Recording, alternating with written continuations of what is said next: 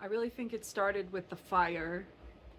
For those who didn't follow this part of my story, my apartment almost burned down on April 11th. Part of the building was destroyed. I had to run for my life in the middle of the night. And let's just say it was really dysregulating. Then, just 3 days later, something like that, I got into a relationship altering fight with my mom. My mom abused me when I was a kid, and we have a very complicated adult relationship, and it just stirred up all of this trauma underneath, right? So I had to flee for my life. I almost died in a fire the bad way, and then I got into a fight with my mom, and I was so fucked up about it. And at the same time, I had to go back to the office. I had to return to office 4 days after I almost died in a fire, and I had to be presentable and wear a nice mask and be a new coworker that people want to get to know because I'm the new guy still. So I'm masking and then I'm crashing the fuck out every single day after work. Gets to the point where things keep happening over and over again. And I went to the cuddle therapist to be held for a while, and she told me that she thought maybe there was a demon attached to me.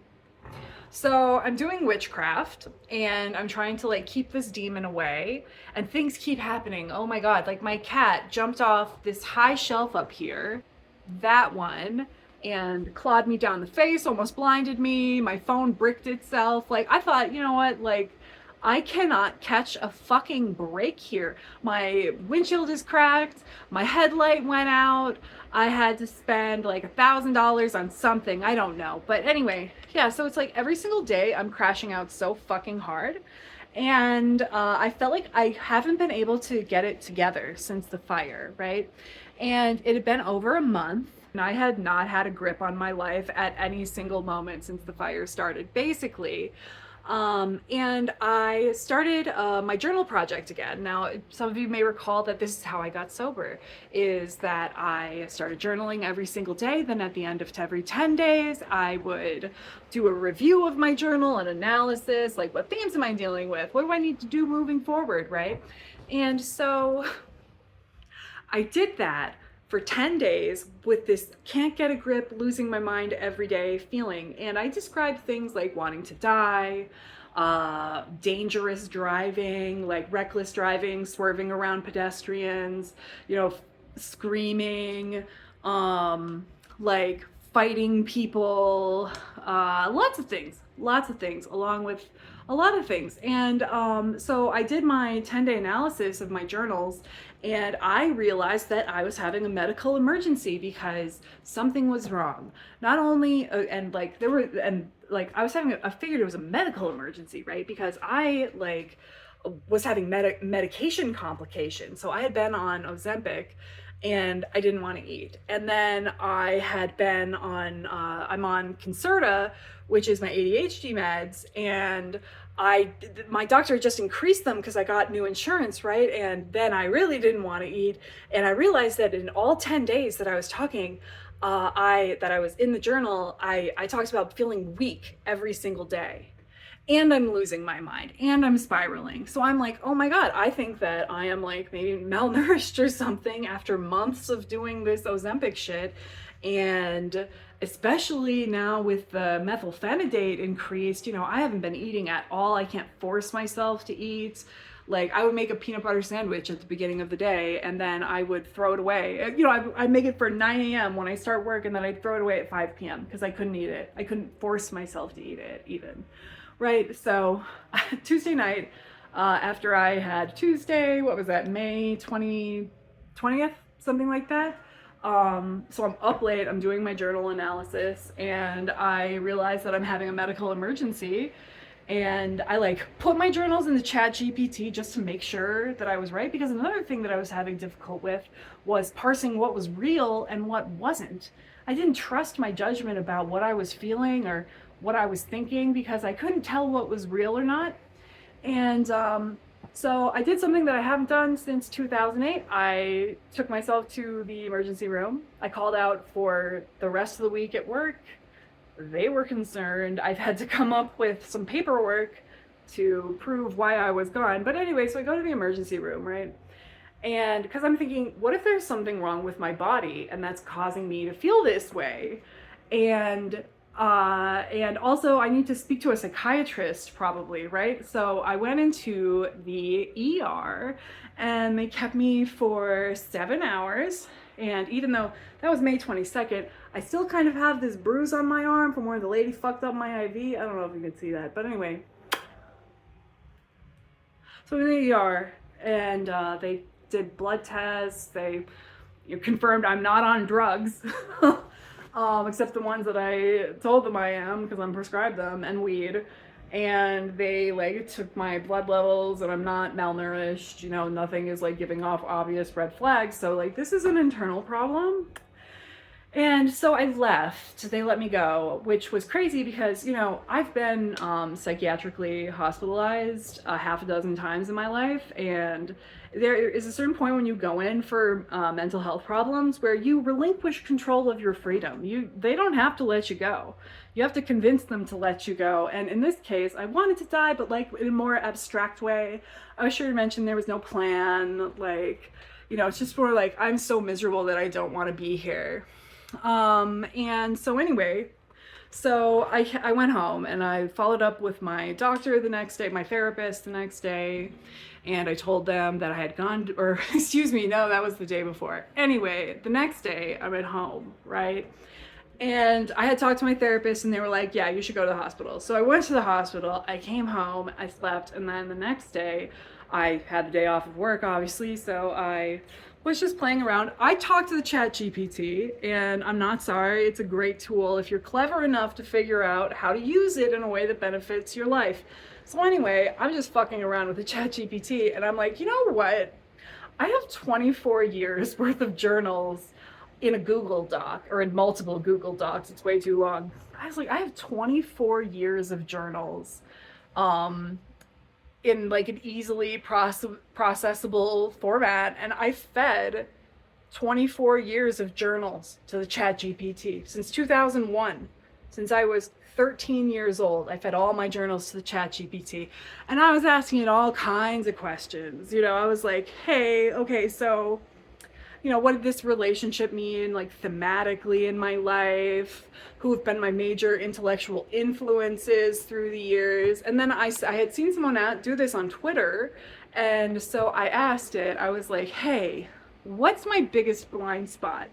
Like, what do you know about me from reading my journals and talking to me that I don't know about myself? And it said, you have bipolar disorder. And that was so interesting to me because like 2 years ago, I had a extremely insightful psychiatrist who I should not have gotten rid of, who was like, I think you have bipolar disorder. I think you should just be evaluated. I seem to detect an underlying bipolar wave in your behavior, so you should be tested. And I was tested. I was tested in September because the psychiatrist had said that. And then like some months later, my sister was diagnosed with bipolar disorder, kind of out of the blue, like very shocking, And so I was like, oh shit, I actually should be evaluated for that. So I got evaluated for that in September. One day after I quit my job, I had a 3-hour psych evaluation, and it said, you don't have bipolar disorder. So I was like, okay, but it also told me I don't have PTSD, which I definitely do. And it told me that my IQ was like 14 points lower than it is. Long story, but I just have ultimately wound up not trusting that test. So anyway, so here's the fucking robot again, telling me that it tells me your blind spot is that you have bipolar disorder and you don't know it. You have bipolar 2 mixed states. And I was like, wow, that's crazy, right? So the next day, my sister calls me, who had been like my contact person when I went into the hospital. Like she knew that I was there, and she's really been one of the only people who's really showing up for me at this extremely difficult time in my life with the almost dying and the fighting with my mom and like feeling really, really sick. And so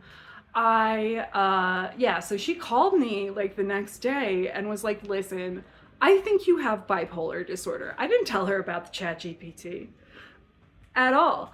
And she was like, you know, the way that you've been describing your symptoms, because I've been more vulnerable than usual about describing my symptoms, like the rages and that sort of thing.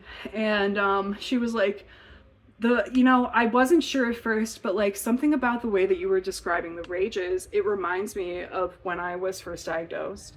And that one of my main complaints to my doctor was that I kept on yelling at my dogs, like in front of my kids, like losing my mind, like yelling at my dogs, completely losing my temper. And I couldn't stop it. I felt out of control. And I realized that that's what you're experiencing with the road rage. And I was like, wow. And she was like, yeah, I really think you have bipolar disorder. And then she even called me again later on and was like, listen, or no, it was the next day. She was like, listen, I really just want to advise you, don't spend any money right now. That's what they told me. Don't spend any money right now. So I'm like, okay, great. Anyway, so I need an ADA accommodation for my job to explain why I take sick time every week in short spurts, right? It's because I need to emotionally regulate myself. So I had already had a diagnostic appointment set up with my therapist for that Sunday. I called out of work. I realized I was having an emergency on Tuesday. Wednesday, I slept until 5 o'clock and I didn't go to the hospital. Thursday, had my therapy, went to the hospital. They let me go. Friday, ChatGPT. Saturday, my sister calls me and tells me that she thinks I have bipolar disorder. And Sunday, I already had this diagnostic test lined up with my therapist just for a formal ADA accommodation report. They needed to do a formal diagnostic test on me, right? So I called them and I was like, hey, when we're doing this, can I also be evaluated for bipolar disorder?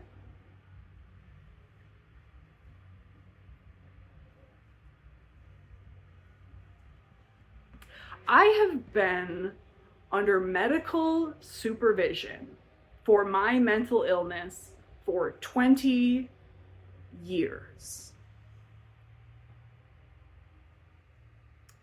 And you're telling me that this whole time I had bipolar disorder. I was diagnosed with bipolar disorder. I don't know if that was obvious enough.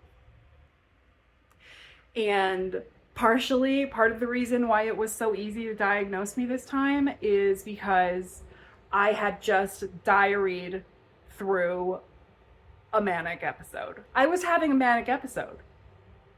It's the fire. And I was having a mixed state episode. Mixed state is the more dangerous kind of bipolar episode because you're up and depressed.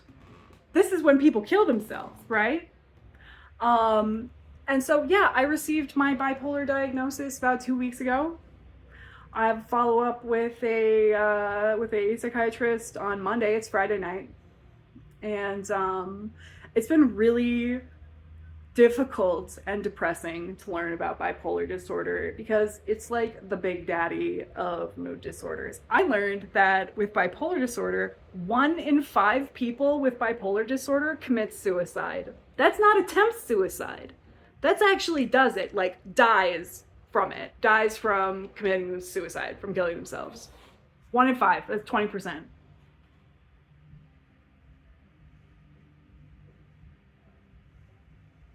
And like, I get it, because this is no way to live.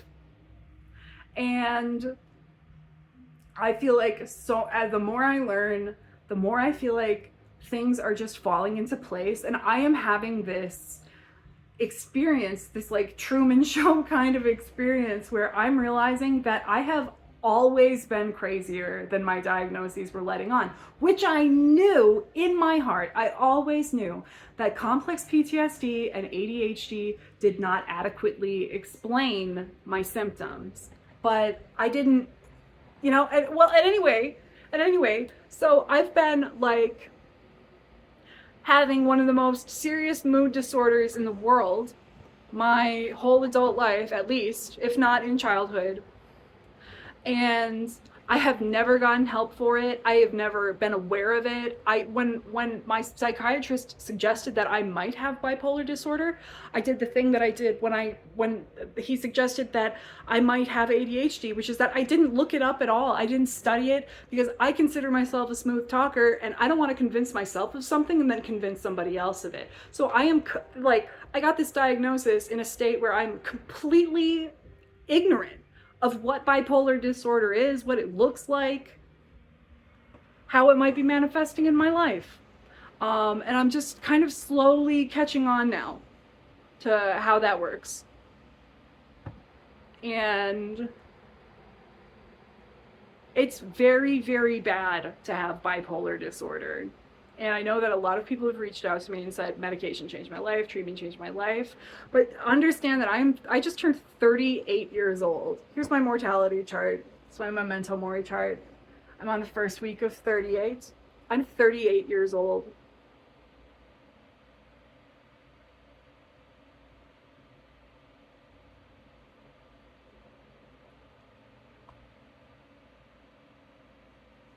I'm just having a tough time with it. Bye.